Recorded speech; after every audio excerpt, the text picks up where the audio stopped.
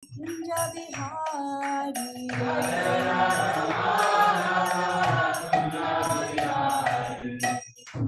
Radha Madhava Ki Jai.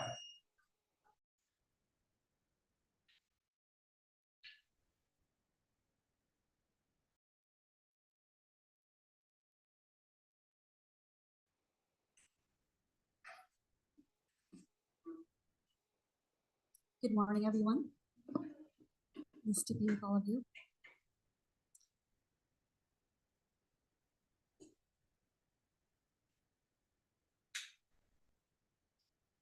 Om Namo Bhagavate Vasudevaya.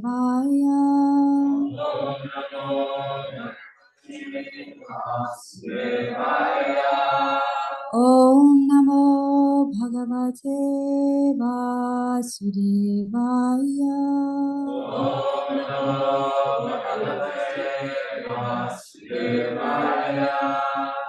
Om Namo Bhagavate Vasudevaya.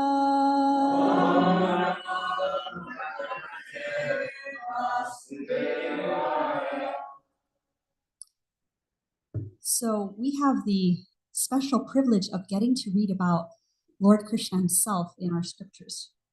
And this chapter is called Lord Krishna's Entrance into Dwarka. And we will be discussing the ways in which Krishna interacts with his friends and family, and the things we can learn from that. Like, what can we learn from Krishna's behavior in our lives? So we'll start with text 16. And we're going to read several texts and we'll go through.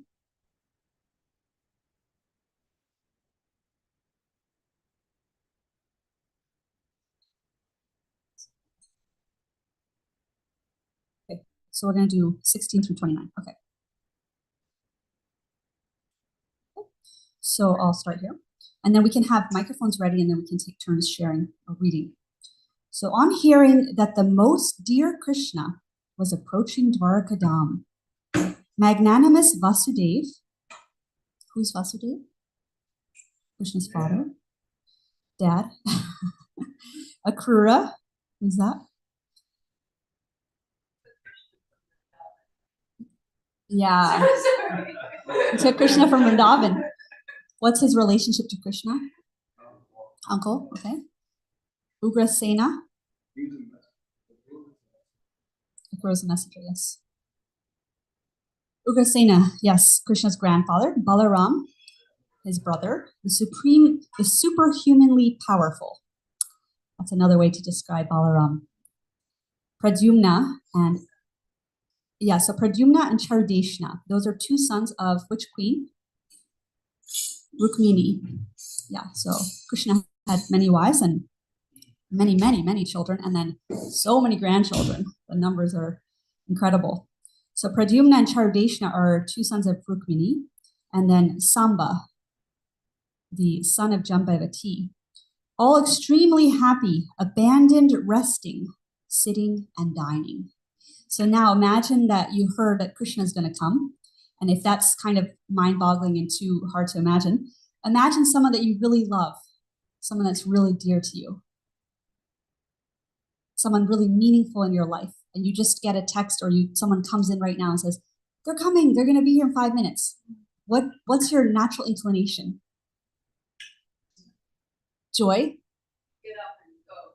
Get up and run, right? Like, get up and go. Start cleaning your place. If you have time, you start cleaning your place. But if you only have, they only had a little notice, right? They didn't have. It sounds like from this verse that they were all in the middle of something, then they got the news arriving, and so they immediately got up from their resting, sitting, and dining. Anything else that you would do or experience if somebody dear to you is coming? Yes, greet them. With what kind of mood? Excitement, and what else? Joy. Give them a hug because of what? What's the emotion? Love, right? Love, affection. The excitement, the joy are there because of the love and affection. That's the foundation of this. And we hear when Krishna comes, when he plays his flute, how all especially the gopis, but also the animals and the different residents of Vrindavan, they're all captivated. But the gopis in particular, they run, they drop whatever they're doing, they just run to Krishna. And so in the same way, they were all extremely happy. They banded, they're resting, they're sitting, they're dining, even if they're taking a nap, they're up and out, right? Going to see Krishna. So in that purport, Prabhupada describes who these personalities are. So if you're interested later, you can read more about them. Okay, text number 18. They hastened toward the Lord on chariots with brahmanas bearing flowers. Before them were elephants, emblems of good fortune. Conch shells and bugles were sounded, and Vedic hymns were chanted. Thus, they offered the respects which were saturated with affection. Okay, so that phrase, saturated with affection, that's the key here. And that's a take home for us too. That's what we're aspiring for, is to love Krishna, to serve Krishna saturated with affection. That's what we're aspiring to. And the other part of this I want to share before we move on. In this purport, Prabhupada says that this mood of the way that these personalities were greeted. So as the Vedic way, I'll just read you a sentence. You don't have to click it, but I'll just read this to you. The Vedic way of receiving a great personality creates an atmosphere of respect, which is saturated with affection and veneration for the person received. And then he says, such a program of reception is full of sincerity on the part of both the receiver and the received. Interesting, right? So it's not just the sincerity coming from the greeter, but the sincerity of the receiver, the one being welcomed. And when we think of sincerity, think of someone who's fully present, fully in the moment, just completely authentic, right? So on both ends, the greeter and the greeted, they're both in that mood of sincerity. So beautiful, beautiful culture. Text 19. Yes.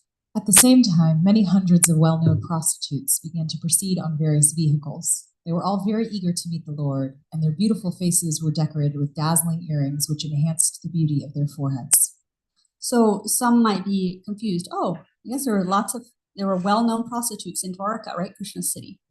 So Prabhupada describes how in that time period, yes, there were prostitutes, and they were cared for by the government, right? They were just like any resident, any person in the city, any citizen of the city would be cared for and offered respect.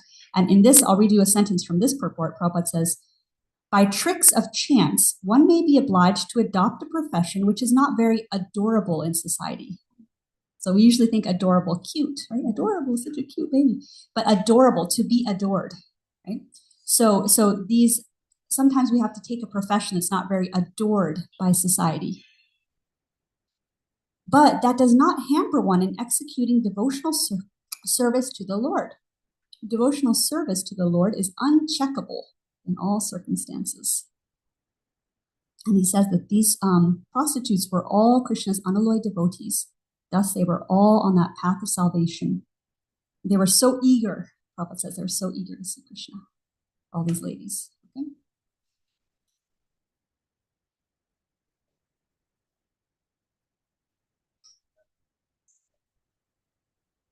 Yeah, so, yes. Mm-hmm. They were maintaining themselves, and they were also offering a service to society.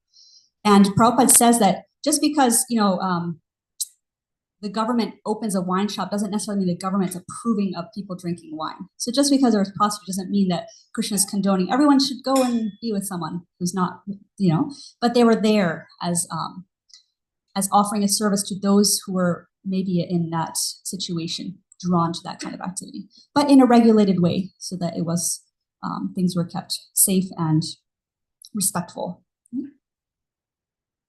So very interesting purport. You can go and read that. That's not the main topic of this class, but if you want to read more about that and you're like intrigued by that, then you can read text 19. Okay, so text 20.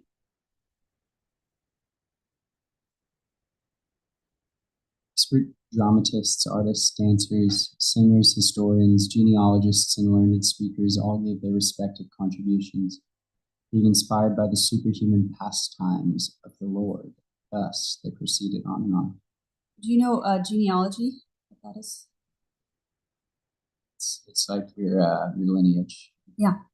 So studying the lineages of people, right? And historians and genealogists. So we have here, it's interesting because, we hear about the right and left sides of the brain, right? And the different tendencies that we have to work from. So if you look at these different occupations, you'll see, okay, we have the artists, the creatives, right? Dancers, singers, dramatists. And then we also have the nerdy historians and genealogists, learned speakers, right? So there's, in this purport, Prabhupada says there's room for everyone in devotional service. Any occupation you want to do, you can offer that in service. So they were all there ready to greet Krishna. Okay, so then text 21.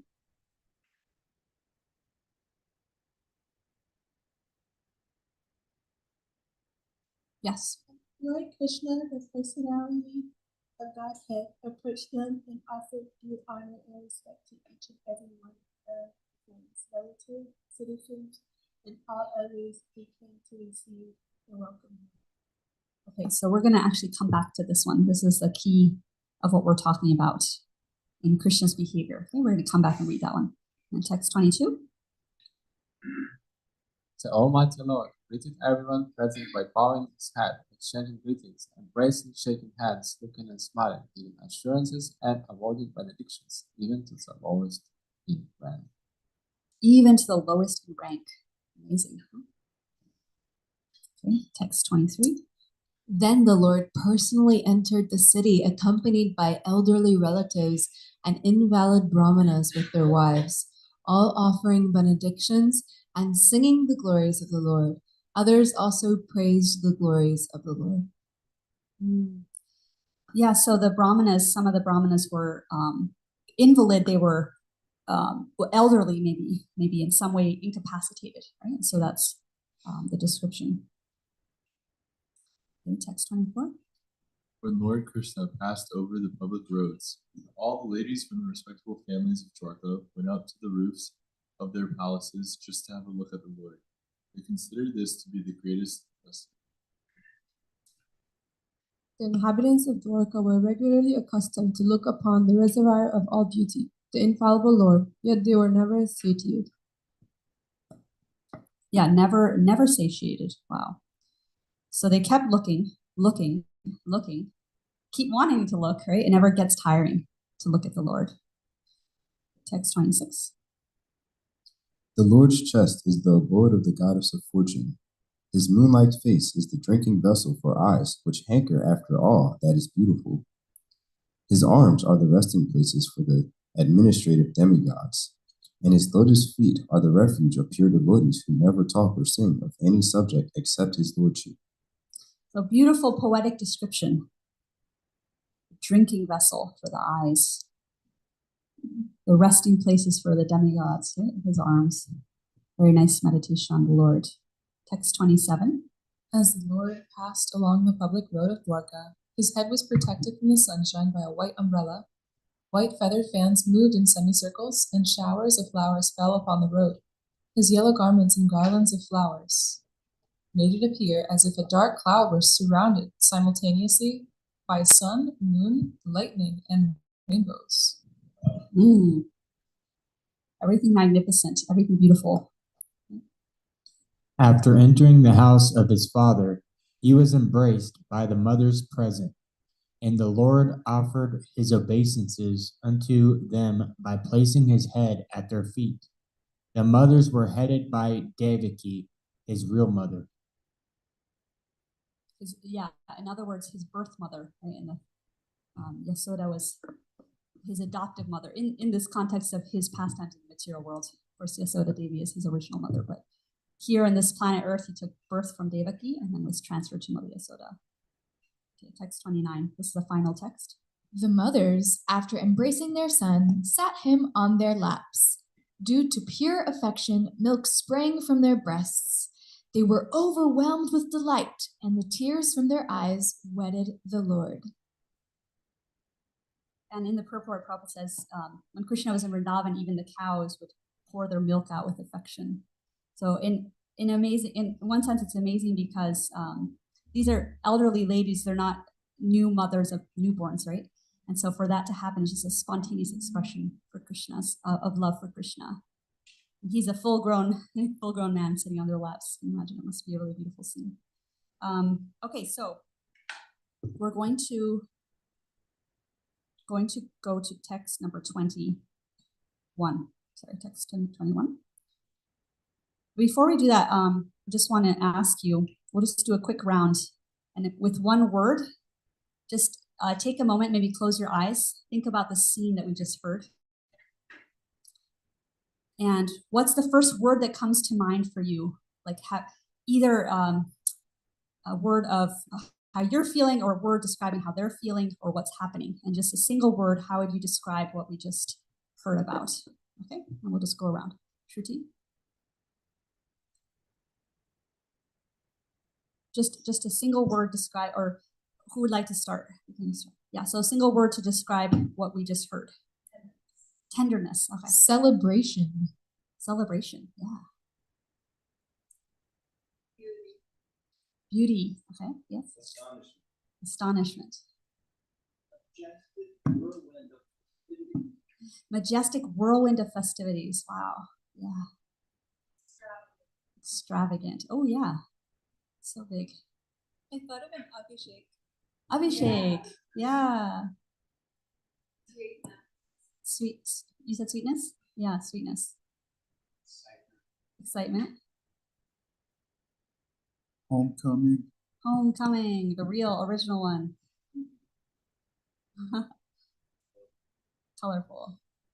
Yes. Did everyone say a word? Turbulent? Jubilant, yes. I was gonna say turbulent also in a certain sense, but yes, jubilant. Affection, yeah, affection in the air. Saturated with affection. Did you go? Blissful. Did you say a word? Okay. Who didn't say a word? Did you say a word? Bewilderment. Yes. Gopal Prabhu. Beautiful? Yeah, beautiful. Love. Okay, did you say a word? Elated. Yeah, nice words. Shruti. Excitement. Yeah. Okay, did everyone say a word? An adjective? Okay, yeah, so joyous, ecstatic. I keep looking, I see through that window the garland there, hanging from the door. And I was thinking also all the homes, everything was beautifully decorated for Krishna too. Yeah, ready. There's in the Ramayana, there's a sweet story where this lady, elderly lady, Shobari. Yeah, I just didn't know how to pronounce it really. Shobari.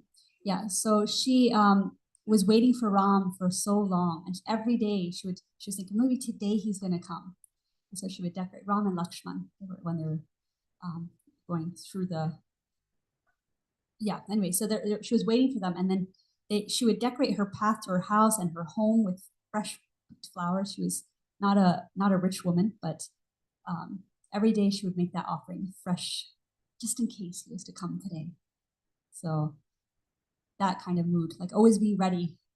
If Krishna was to come now, or if my guru was to come now, or my spiritual mentor, or even a friend, if somebody was to come now, I would be ready and excited to greet them. That was the mood of the Vedic culture. Yeah, was it? Do you know how long? 30 years. Finally it came. Yeah, she was elderly by then. Yeah, so this lady was, she started when she was younger and then went all the way to her 30 years. Wow. Amazing. Patience.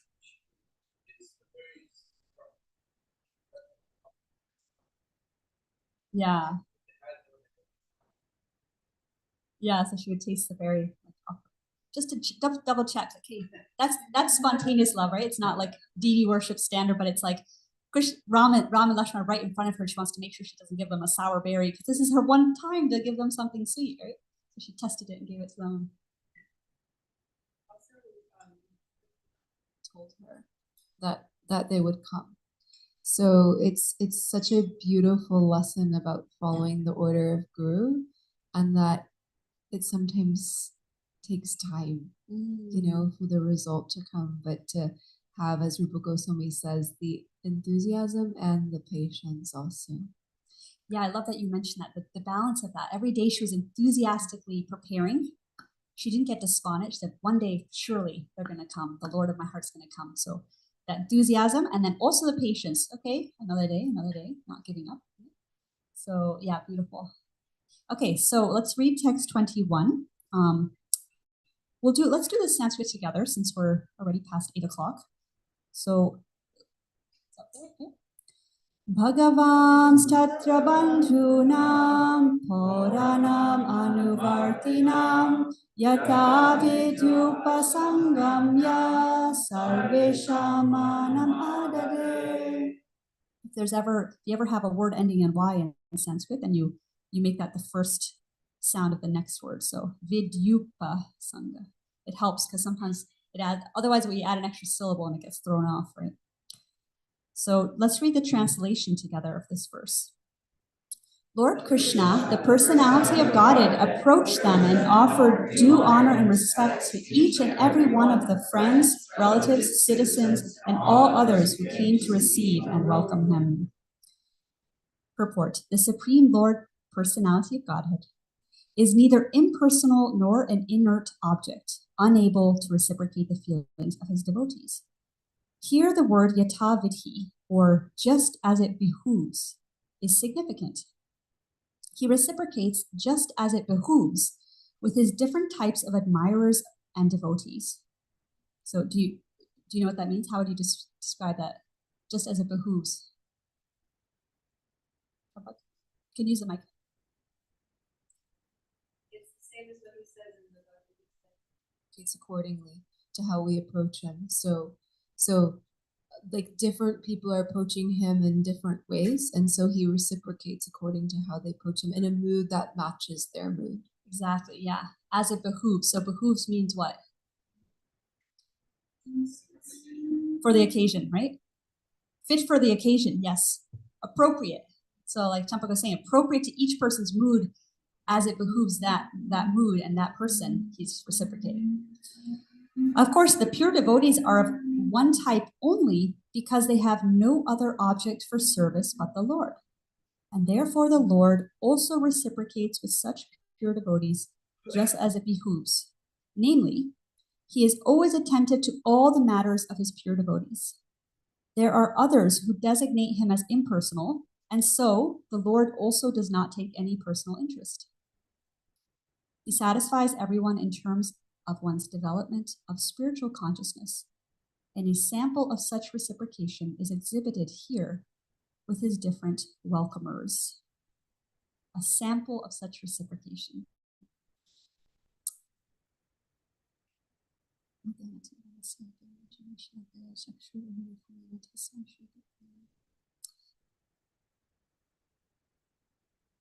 Okay, so we're going to discuss. First, I'm going to ask you a question. We're not, just to kind of reflect on. We're not going to necessarily answer it, but I want you to think about this. This is a little paradox. We hear in chapter 2 of Bhagavad Gita, Krishna is describing how we're not the body. He's emphasizing it over and over, your eternal spirit soul. And yet we see Krishna arriving here and engaging with these persons according to, as it behooves them, according to their status, their relationship with him, the relationship in this community. He's engaging with each of them individually based on, you could say, based on the body in which they're inhabiting right now, right? So this seems like a bit of a paradox, right? Like on the one hand, they're all eternal spirit souls, but Krishna's differently engaging with them. So that's kind of the overarching question that we're going to answer. So there are various ways to answer that, but I'd like to focus on three ways. So, and I'll just say what the 3 ways are, and then we'll talk about them. So, time, place, circumstance. Okay, that's the first one. Second one is samadarshana. We'll be talking about equal vision. And then the third one is personalism. So, the first thing is Krishna here in this particular context, he's acting as the king of this kingdom, right? Kingdom. And in that way, he's behaving in that role. He's coming in with this royalty. He's acting as a benevolent caregiver to all the citizens. That's the time and the place and the circumstance, right? So there's a cultural context here, where we heard the Vedic culture of give and receive, of reciprocation, of shared sincerity between the giver and the receiver, right? We heard about that. And then the other thing is that he wants to engage with each person according to, Krishna is here with his devotees. These are all devotees of Krishna at various levels. Some are very intimate devotees, some are a little bit more distant, but they all have this love for Krishna, all the citizens included. And so he doesn't want to disrupt that intimate mood with them by, let's say he suddenly stopped his chariot and said, okay, I'm gonna teach you about how you're an eternal spirit soul. And he started to recite verses from Bhagavad Gita, his same words, right? That would be out of context. It would disrupt that loving exchange, that mood where they all see Krishna in their own unique way. And we hear in another pastime where Krishna is about to kill Kamsa, right? He's in the arena. There's this wrestling arena. First there was the wrestlers, and then there was King Kamsa. This is much earlier. And in that context, there's a description that I want to read to you where Krishna, this is from a lecture that Prabhupada gave. Krishna appeared differently to each of the people that loved him in that arena. Because he had friends there, he had lovers, he had mothers, he had fathers, right? He had all these different personalities who saw him in those different ways.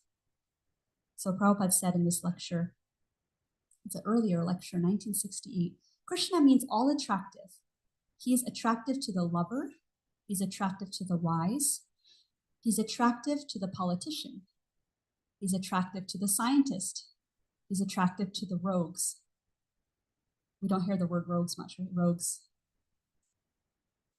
So those who act,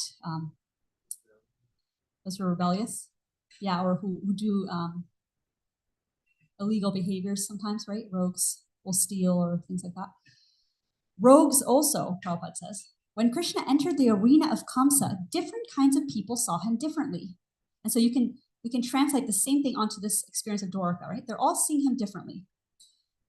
Those who were invited from Vrindavan, they were young girls. They saw Krishna. Oh, the most beautiful person. That was it's a quote. Oh, the most beautiful person. Those who were wrestlers, they saw Krishna as Thunderbolt. A thunderbolt. They also saw Krishna, but they say, oh, here is a thunderbolt. Why? Because they're the ones on the receiving end of Krishna's chivalrous, right? His maybe some anger, he's going to fight them, that mood. So they're experiencing that as like a bolt of lightning coming at them. Just like however strong you may be, if there's fall down of thunderbolt, everything is finished. So they saw Krishna as a thunderbolt, the wrestlers. And the elderly persons, the elderly ladies especially, they saw Krishna as a loving child. So you can establish a relationship with Krishna any way that is fitting. Right? So that's the first part of this, is that according to the time, place, and circumstance. And with that, with the circumstance, we're also meaning that this is Krishna engaging with his devotees, and he's not going to disrupt their mood by teaching them philosophy here. He's going to engage with each person according to how they're seeing him. So he's maintaining that mood. And he's also acting according to the customs of the time and in his role as a king. Okay, so the next thing is the Samadarshana part. Samadarshana means to see with equal vision. And Krishna says in Bhagavad Gita 9:29, he says in various ways, but in Bhagavad Gita 9:21, Krishna says, I envy no one, nor am I partial to anyone. I'm equal to all. Okay? Samadarshana, equal vision to all. But whoever renders service unto me in devotion is a friend, is in me, like, you know, when we carry people in our heart, he's in me, and I'm also a friend to him. So, but it's actually the first part of that verse I wanted to emphasize here, is that Krishna is equal to all. So, because the main paradoxical question we're asking is, why is Krishna engaging differently with different people and seeing all eternal souls? So yes, on the eternal level, he is treating them all equally. And how is that? Because he's equally showing compassion and kindness to each of those residents. That's his main mood. He's there. He's showing up equally for all of them in the way that they want to see him. Just like when we have, I was going to say when we have a body, but we all have a body, right? Like right now we have a body. So just now, when you think about your body, think, okay, we don't really, we care about and equally respect every part of the body, right? We didn't say, like, we don't think like, oh, well, my feet are not that, they're not worthy of that much care.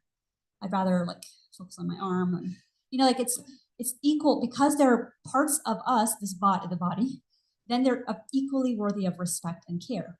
So in the similar way, Krishna is being, or you could say the roots of a tree. Krishna is the tree, and then all the roots, right? They're all, or all the branches are all parts of the tree. Like we're all little parts of the tree. They're all worthy of respect equally in that sense. So not neglecting a part of the body just because it's maybe smaller or like my fingernail, it's still important. It's smaller, so maybe it's not, in some sense, it's not hierarchically as important, and yet I also give it attention, right? So similarly, Krishna is giving equal attention to everyone. And he is accepting everyone's offering of love.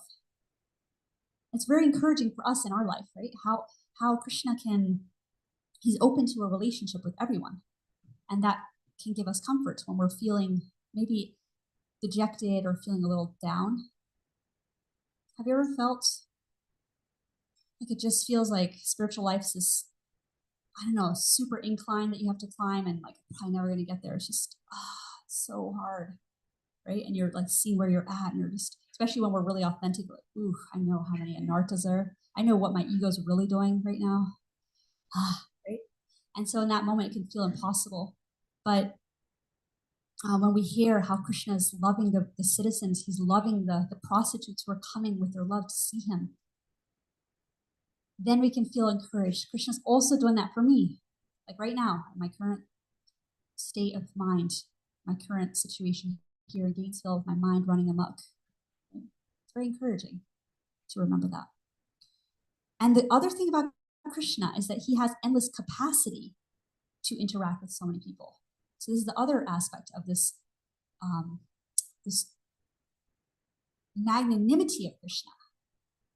Like how many people, okay, I'm curious, how many people are in your close circle? Just say like a number. Like what are some of the numbers of close people in your life approximately? 5, 6, okay. 5? Anyone else? Yeah, okay, let's say people that you keep up with on a regular basis, whether it's family or not. Just like the people that like on a day-to-day basis, you feel like these are the people that I would call if I had a chance, or if I, they're kind of, I'm keeping up with their lives, and, they're close to me in some way. 4 or 5? Anybody have like, you're counting them? Like approx 10? 15? Okay, yeah. You have a wider capacity in that way. Then, because we also have various capacities among us, right? So some really prioritize relationship and keeping up with people or like engaging. Others might be more introverted and have a fewer number that they do that with. So it can vary even in this room. But does anybody have more than 15? Okay, so let's say like 4 or 5 is the average, and then or like the lower end, and then 15 is the higher end in this room. So now think about Krishna.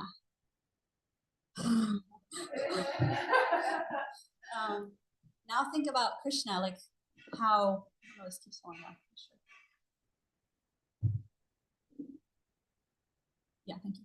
So how many living entities are even in this room? There's more than 15, I think, or in the area, in town. Anybody know the Gainesville population? UF is around 50,000 people. 50,000.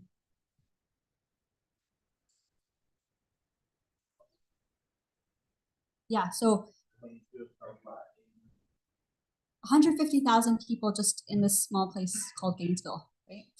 And then some more in Alachua. So just think about that, like the capacity to be able to interact personally with 150,000 people. That's mind-boggling, right? Most of us get overwhelmed. Like if we had to do a talk to a group of like an auditorium-sized space, most of us would need to go home and recharge and be like, well, that's a lot of, especially if everybody was asking questions that everyone had wanted to engage with us. That's a lot. So think of Krishna's unlimited capacity to have loving connection with each person. And now moving on to the next one, which is personalism. The third component here is personalism. So Krishna is not only just blanket statement giving his like bright light to everyone, or just kind of universal joy to everyone, but it's like a personal relationship with each person. So that's taking it to a next notch, right? Next step up. The funny thing in the purport, I'm curious if you caught it. There's a funny line where Krishna's even personal with the impersonalists. How is that? How is Krishna personal with the impersonalists? Jonathan? He says he's always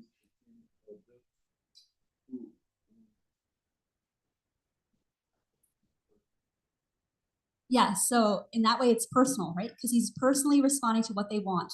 They don't want to be around him, so he doesn't show interest. He stays back.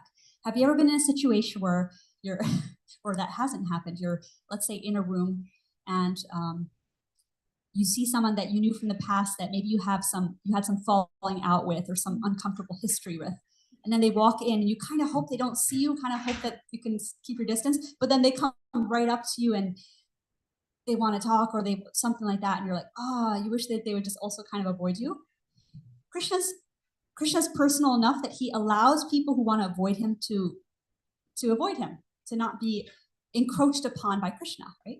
So in that way, he's personal even to the impersonalists. And Krishna is able to distinguish without discrimination. So there's distinguishing and then discrimination. What's the difference between distinguishing and discrimination?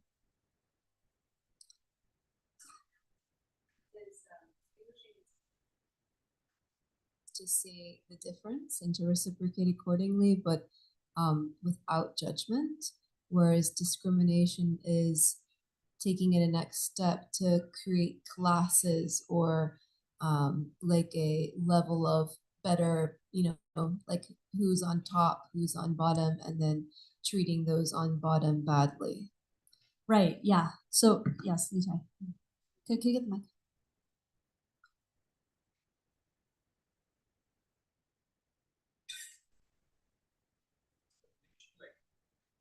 We are the ones who's distinguishing them, and they certainly don't want to be reciprocated in that way. Based on our intelligence, we are saying this person I'm going to interact with less, this person I'm going to interact with more because I'm discriminating. Distinguishing could be just like they want to be treated differently, so I'm going to treat them. Right, yes. Yeah, so not having a personal agenda of like how I want to feel superior to this person, or I want to put somebody down, right? That's discrimination. Treating them with different hierarchy of respect or affection. Yes. Is there two different words or definitions for discrimination? Because one can have like a negative connotation, and the other could have like just a discriminate, like use your intelligence to discriminate. Yes, yeah, you're right. There are. In the context of my question, I was thinking more of the negative version of the word. Like we hear in society, discrimination against a group or prejudice, that kind of thing. But yes, you're right. There's a neutral term as well. So if you ever remember, if you go back to your days of being a child, let's say Christmas, or perhaps it was another holiday where several people in the family got gifts. And when you're a kid, if the person who's giving the gifts is doing their job, they will distinguish. They will actually distinguish who the recipients of the gifts are. Like I remember sometimes receiving socks as a kid, and it just didn't really interest me that much, right?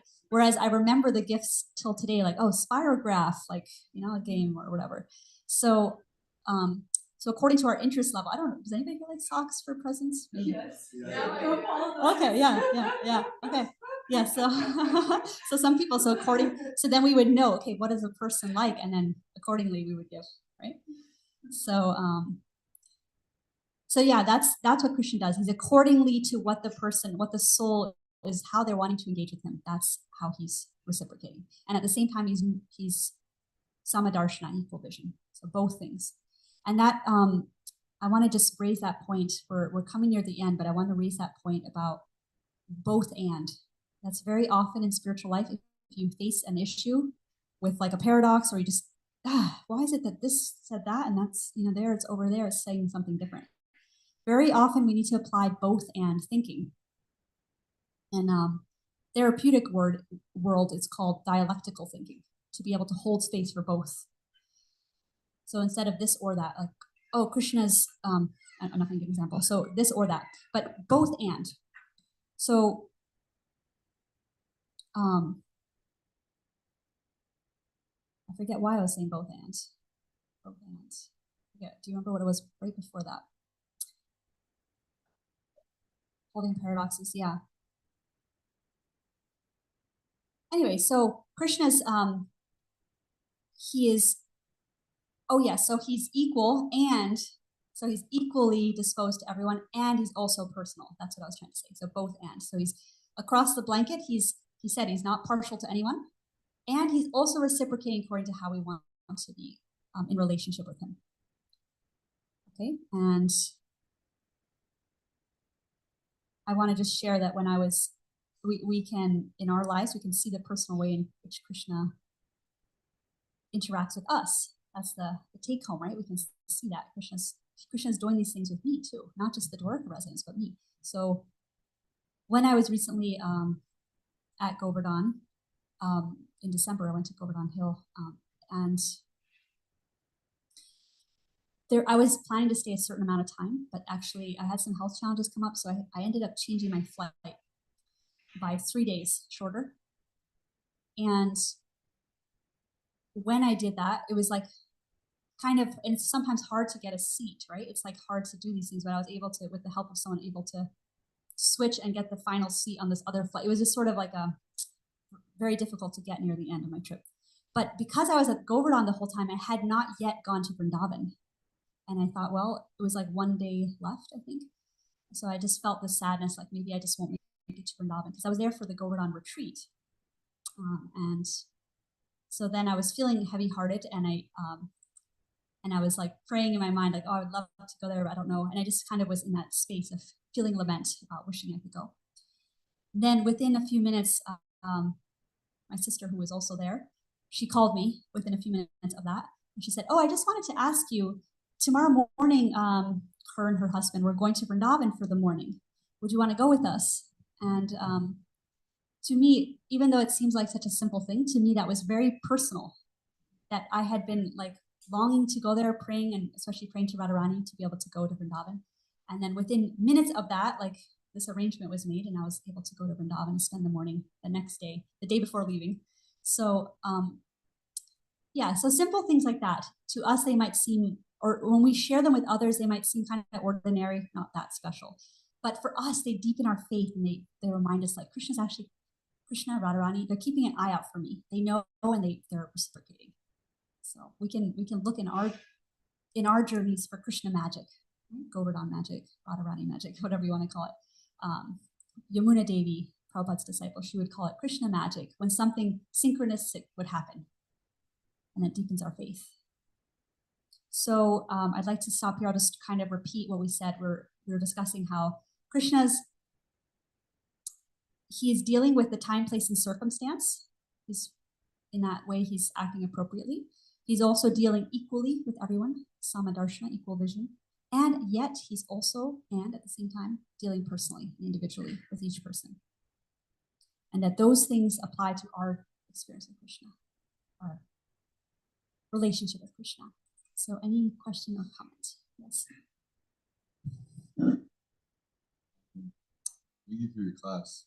What are some things you've done in your life to approach Krishna better? To approach Krishna better. Better meaning, like, what is better? More rewarding, I guess. Well, I guess we should be reward consciousness, but feels more fulfilling, right? Yeah. worth of- Yeah, okay. So, and I'm sure we all have our ways, right? We all have our unique ways that we do that. The first thing that comes to mind for me is in prayer. Prayer is one. We have, you're doing a workshop, right? 9 processes of devotional service. So one of them, the prayer component. We all have our favorites, right? The ones that really come naturally to us. And I think that's since I was a child that I've really felt at home with. And so when I'm feeling kind of stagnant in my relationship with Krishna, what I'll often do is write a prayer, write a letter to Krishna, because I also like to write. And so that's one way that I feel that relationship gets improved, or I approach Krishna better, because I write authentically and also as sincerely as possible, right? As sincerely. I did that at Govardhan, actually. See, it was my little ritual, was writing little notes to Govardhan, and then I would like put them, like offer them, like put them under a Shila, because it's like my prayers. And actually, I went a few days later, like when I was about to leave, I went to check if they were still there. I had rolled a little, like made a little scroll of my letter and put it behind one of the big rocks. And it was still there, which is kind of unusual because there's so many monkeys around and so many things, but it was still tucked in. I had like put sand over it. I was like trying to hide it, but so yeah, I don't know if it's still there, but basically that the offering, whether it's in writing or in the mind, or the prayer, I mean, it's been a way for me to feel like I'm approaching Krishna. Yeah. Any other thoughts or questions or comments? Yes, Jonathan. In the purport, he satisfies everyone in terms of one's development of spiritual consciousness. And then it just says the example is that there's so many different kinds of people, so many different levels of spirituality and occupations, and he welcomed all of them in different ways. But like he put his head on his parents' feet. He didn't do that with the different types of like people in the genealogists and all that. But I was just wondering what is like the difference between spiritual consciousness and then this regular consciousness. Like, what does it mean, develop spiritual consciousness? In a nutshell, it means to see oneself as a spirit, soul, part and parcel of Krishna and servant of Krishna, to see Krishna as my supreme best friend, my supreme protector, maintainer, and to have that vision all the time and not lose that. Because when we lose that, we think, it's all about me. And that's the problem with as we see the problems of Kali Yuga expanding, that's because of that issue. It's every person wanting to make it about themselves, selfishly. And that's when we have chaos and arguing, all these structures aside. But when everyone has that same perspective that Krishna is the supreme provider and supreme maintainer, and not only that, but my supreme friend, then we're all throwing our pebbles into the pond in the same place, and it's this beautiful, harmonious ripples of the water. Yeah. I just want to add one more thing, and then we'll end here. I meant to share this, but one of the things I was reflecting on when I was kind of thinking about these 3 areas of Krishna's behavior is that they are also lessons for us on how to behave with others. That's like a take home for us, right? So how do we behave according to time, place, circumstance, especially in our efforts to share Krishna with others, right? Krishna House is really good at that, making people feel at home, like kind of being in 2025, making it relevant. And then also being equally vision. So what that is for us, how that manifests for us, is seeing that each person is loved by Krishna and worthy of Krishna's love. And that as much as possible, it's hard with our mind, but to see everyone as spirit, deserving of Krishna. And then the third part, which was personalism, is, okay, I'm going to give socks to the person who likes socks, and I'm going to give this to this person likes quality time. Let me spend quality time with them. This person really likes getting a hug, so let me give them a hug. And then we get to know people as individuals in their current body, mind package. And then we build friendships that way. And that's how people actually they want to come to Krishna consciousness, when they experience that personalism. Prabhupada was really expert at that. Okay, so we can reflect on that today. We can reflect on just how to apply Krishna's lessons in our life. His, not his lessons, but his example. Yeah. Okay. Shrimad Bhagavatam ki jai, Srila Prabhupada ki jai, Gaur Premanandi, Hari Bol.